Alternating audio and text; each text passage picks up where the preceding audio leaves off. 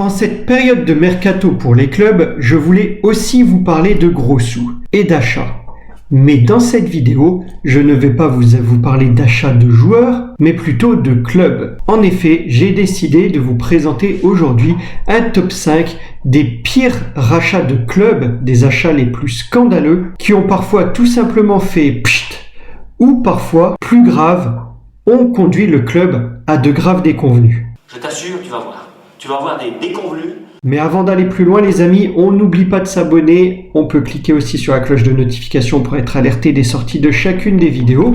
Et puis si vous voulez continuer à me suivre au-delà de ces vidéos YouTube, vous avez Instagram et vous avez également TikTok pour continuer à avoir davantage de contenu.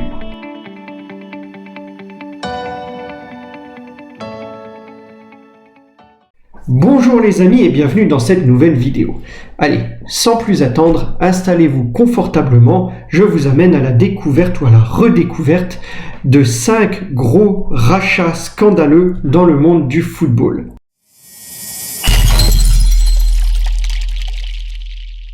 Allez, on commence en douceur avec l'AC Milan.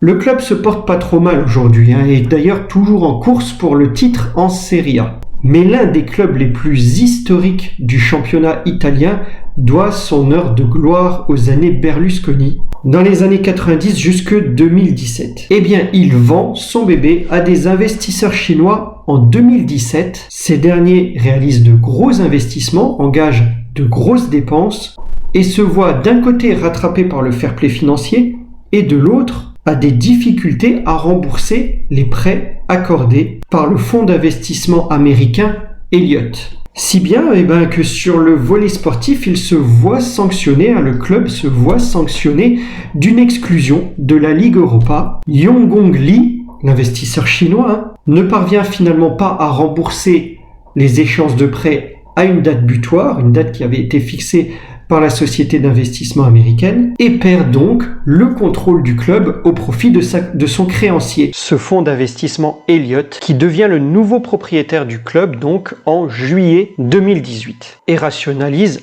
un peu tout ça. Depuis, ça a l'air d'aller un peu mieux. Un beau flop chinois n'empêche ce rachat quand même. Comme quoi, vous voyez, les Chinois ne sont pas capables de tout racheter sur cette planète.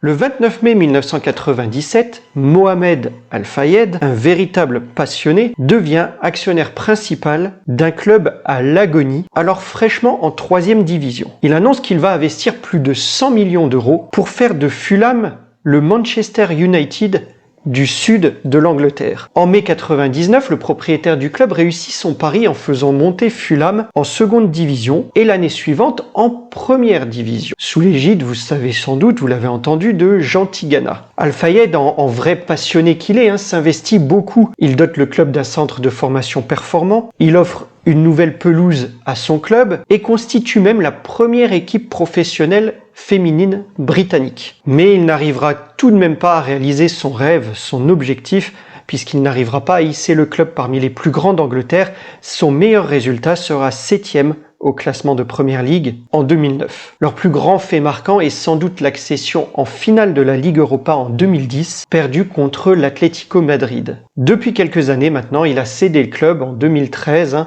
à l'homme d'affaires américain Shahid Khan, qui est aujourd'hui le propriétaire du club, et Fulham aujourd'hui a des difficultés à se maintenir puisqu'il navigue entre la Premier League et le Championship. En tous les cas, Al-Fayed pour le coup a vraiment voulu s'investir pour le club et on a bien vu que c'était un vrai passionné, contrairement à d'autres qu'on va voir plus tard.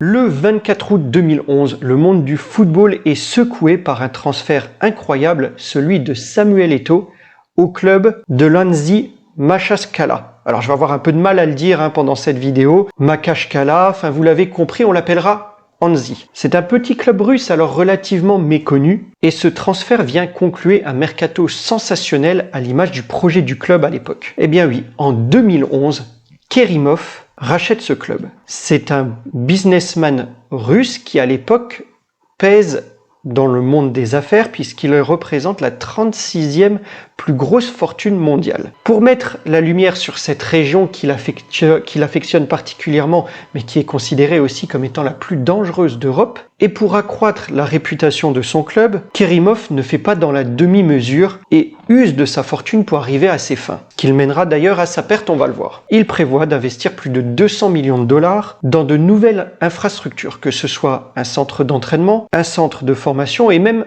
un nouveau stade. Malheureusement, un scandale financier d'une société d'engrais co-détenue par Kerimov met fin à ce doux rêve. L'oligarque russe est accusé d'abus de pouvoir et fait l'objet d'un mandat d'arrêt. Fin du conte de fées pour le club, toutes les stars partent, Kerimov vend le club qui retombe dans l'anonymat. Et tant pis à l'époque pour mes paris sportifs, parce que si vous mettiez une pièce sur l'Annecy, il y avait moyen de faire de l'argent contre des surprises sur la scène européenne.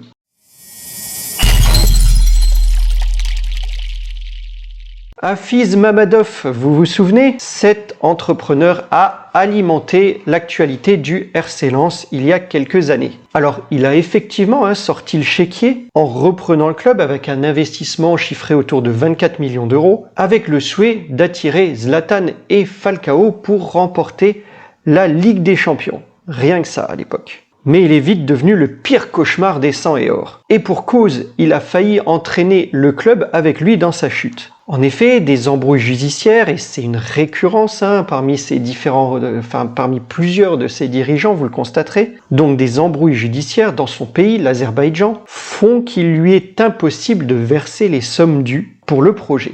La justice locale gèle ses comptes et résultat, en plus d'une relégation sportive pour le RC Lens en Ligue 2, eh bien le club voit tout près passer une relégation administrative en nationale. C'était chaud. Bon, aujourd'hui ça se passe beaucoup mieux pour les nordistes, tant sur le plan sportif puisqu'ils sont stabilisés en Ligue 1, que sur le plan financier puisque depuis 2016, ils appartiennent à la société luxembourgeoise Solferino, qui a des attaches toutes particulières et très proches avec l'Atlético de Madrid.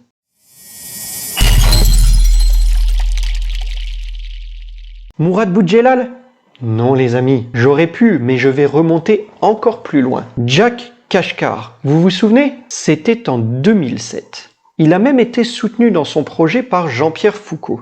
Quelle blague! Il voulait racheter le club 115 millions d'euros net vendeur en mars 2007, début mars. Il apporte les garanties financières et au moment de la signature, il demande à feu Robert Louis Dreyfus de lui accorder du temps, quelques semaines pour confirmer son engagement.